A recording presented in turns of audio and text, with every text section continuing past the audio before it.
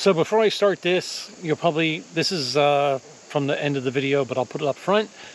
I've turned off monetization on my YouTube channel, at least for like the last, I don't know, 30 videos or something like that. And I will no longer be monetizing the YouTube channel.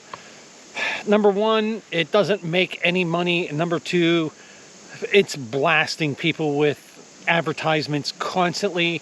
It's pretty annoying. YouTube just changed the app on the phone too. You used to be able to watch a video in the background. You can't do that anymore. I think what YouTube's doing and what their policy is doing kind of sucks right now. And I might be moving my YouTube channel somewhere else. I've tried Rumble, but I actually might be moving my videos to X.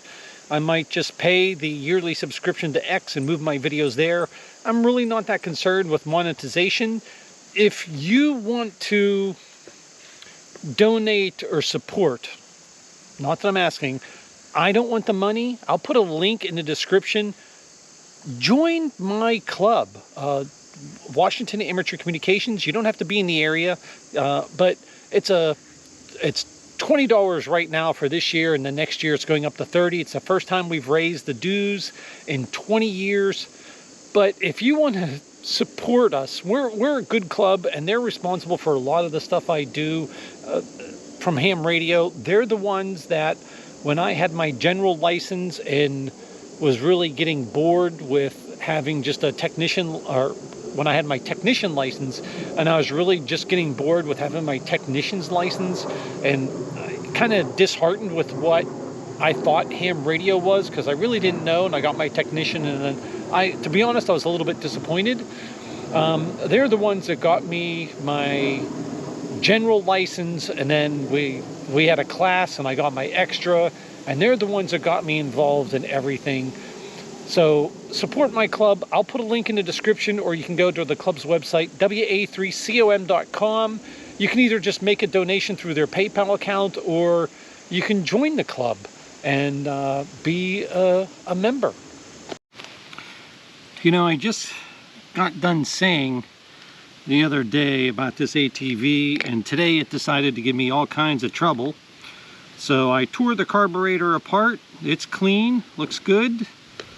Cleaned out the jets, made sure they weren't being blocked or anything. I'm not the best mechanic, but I understand at least a little bit of gas engines. You know,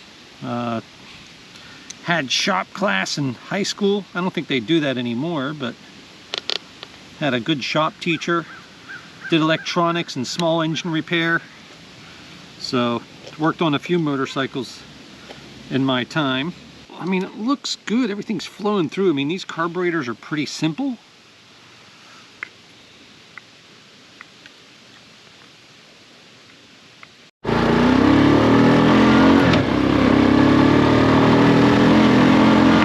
The ATV's running good now. I took the carburetor out, cleaned it, put it all back in. And as I was putting it back in, I just happened to try to blow through a couple of the vacuum lines. And one of the vacuum lines, or the only vacuum line really on the engine, is completely clogged. Completely.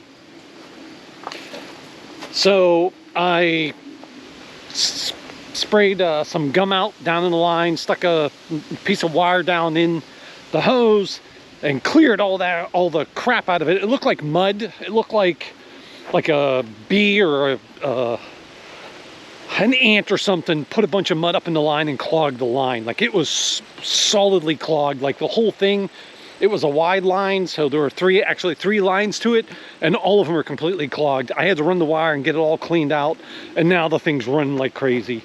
More power. I'm, burning out a lot easier. And oh my goodness, what a waste of time tearing the carburetor out. If I would have just checked that vacuum line before I did all that, I'd be done. Well, another stump burned out. Didn't all quite come out, but it's pretty low. I'm just going to try to whack it here with, I have a Pulaski and a maul. See if I just can't break a couple of these pieces out, and then it should be fine. I shouldn't have to worry about it.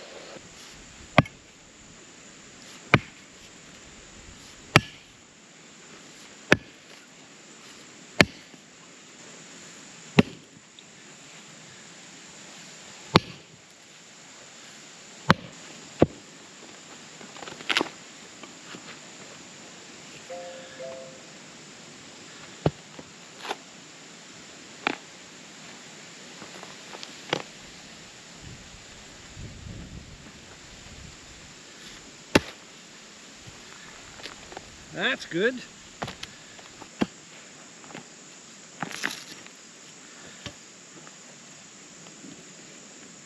Nice.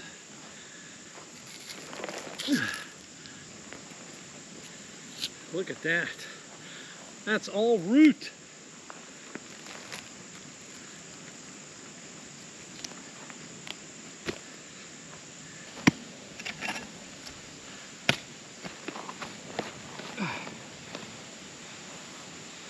Yeah, baby. That is all root. Damn. No wonder it didn't burn. Look at that.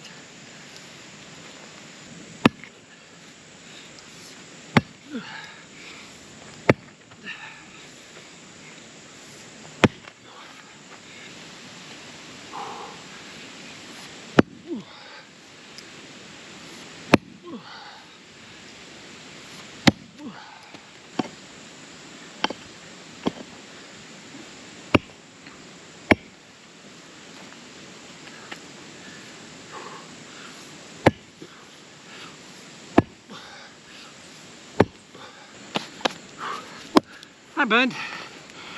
I need a breather. Hi. Hi. It has been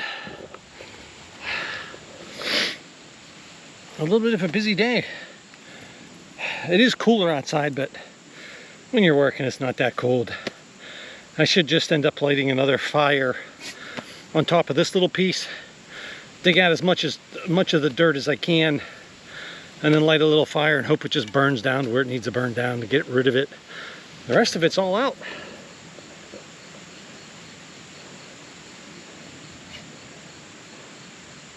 I had planned on playing some radio today, either going to do a POTA or sitting up out here in the yard.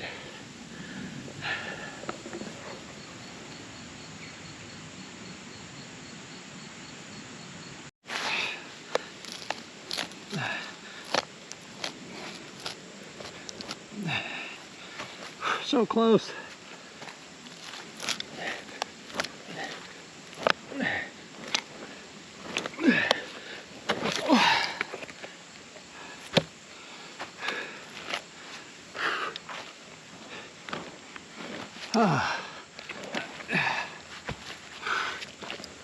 All right.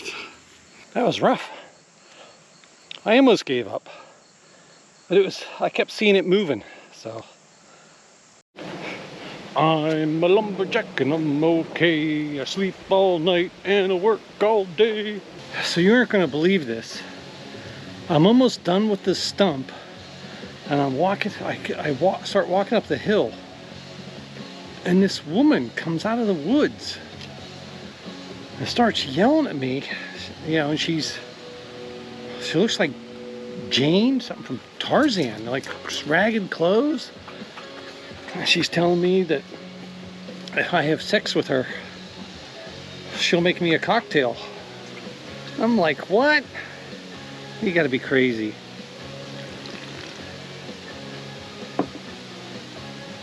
Strangest thing. So have you, when it comes to preparedness and everything that's going on in the world, natural disasters and everything else, besides being prepared, you know, having some food and water on hand, medical, you know, a little first aid kit, have you ever really like thought about what you bring to the table, what skills you have, and what you can do that might be valuable in a apocalypse or natural disaster? I have a lot of skills, and I write, if I write them down, I actually have a lot of skills that I've acquired over the years. And I'm that type of person. I like to learn new things all the time.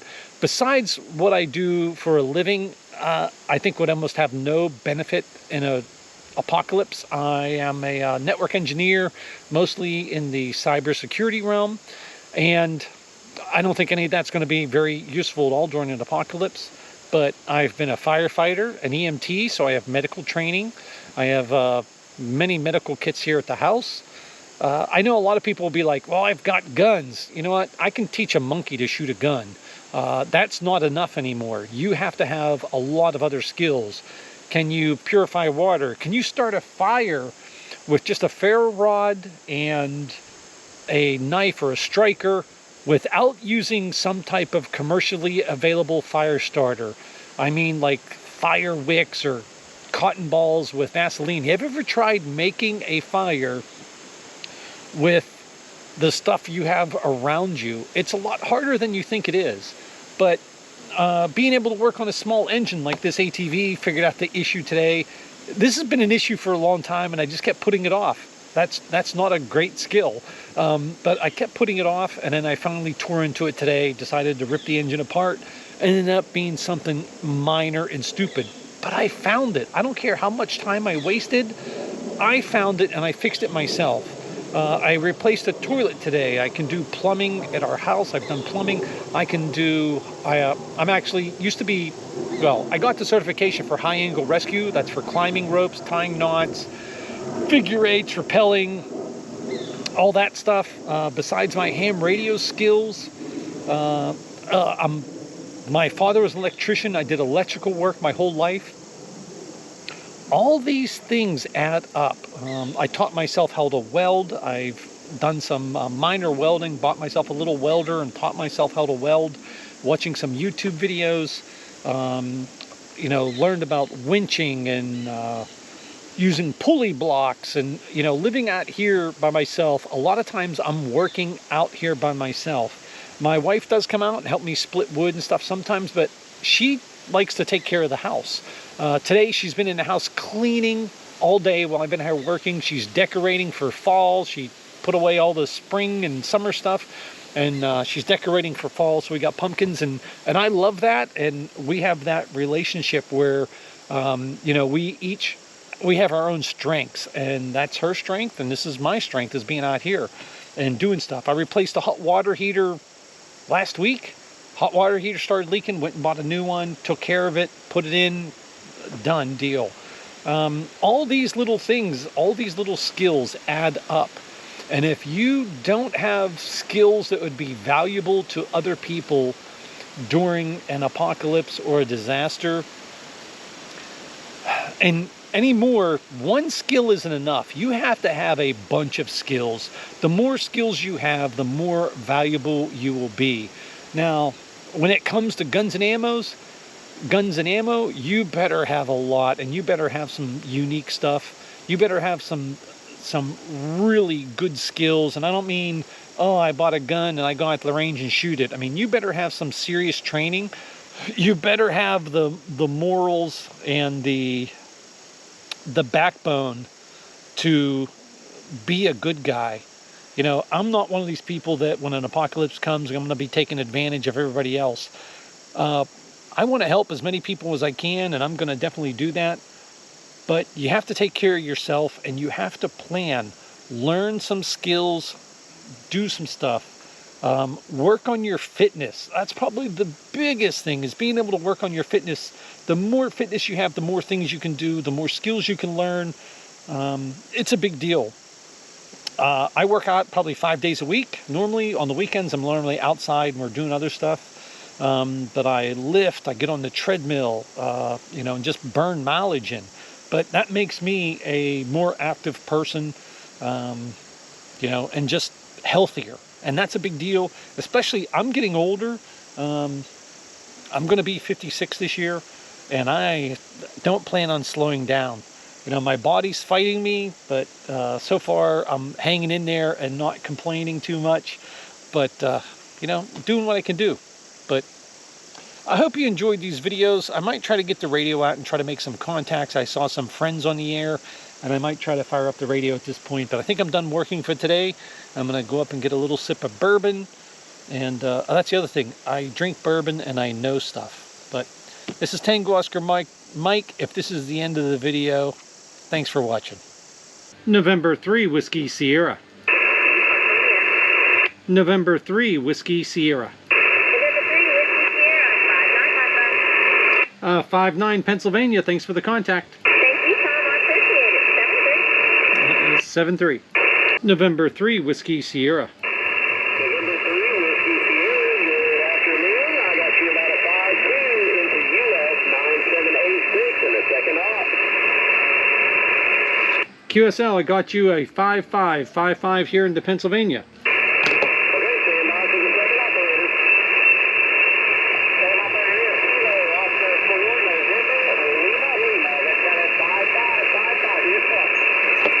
QSL, I'll give you a 5-5 here into Pennsylvania. Thanks for the contact.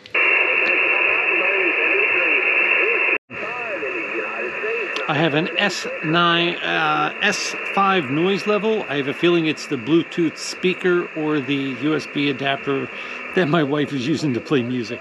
Good day. So I brought up wood, some kindling. I've set up an antenna, and I set up an end fed and an inverted V. So there's my feed point. And it goes up on my mast pretty high. I have it at a pretty high angle, and then down to the other side. And I mentioned it before, I use a bean bag basically. I sewed these up. Yes, I sew. Home economics, never forgot it. Add that to my skill list.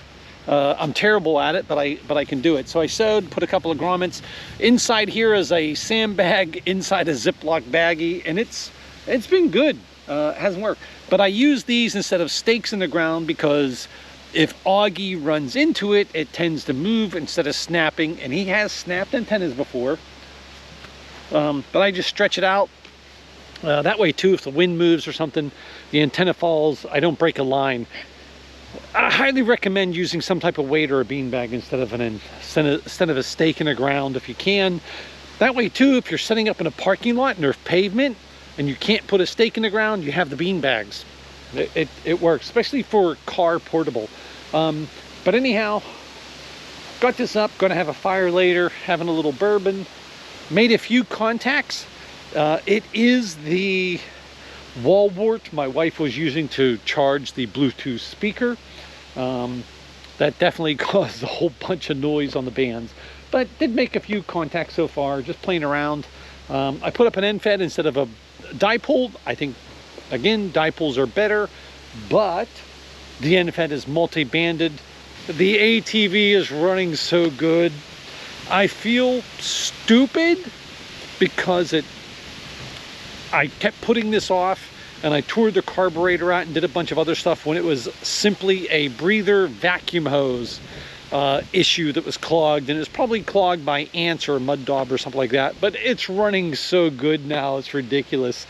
Like I said, I fixed it, but I feel stupid because it took me so long to do. So this is what I gotta deal with when Augie's out here. You stay. Hold the deer.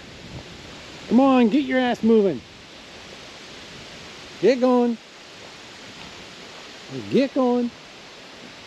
Go. Come on, let's go. It's not hunting season yet. You need to get out of here. Come on, let's go. Come on, let's go. Go. Go. Get going.